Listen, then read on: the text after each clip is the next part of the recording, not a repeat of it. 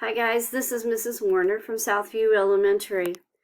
Today for your response to reading, you're going to do a picture that has to do with the swing.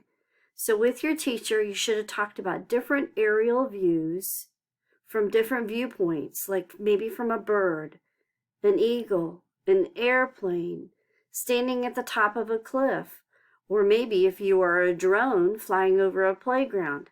I've included a video here of an aerial shot of a playground. What do you see? What kinds of things are happening? What does it look like from up above? So on the back of this poem, or on a plain piece of paper, whichever your teacher wants you to use, draw a picture of how something looks if you're looking down upon it. Have a little fun. Make sure you share with your friends. Maybe your teacher will want to hang it up in the classroom.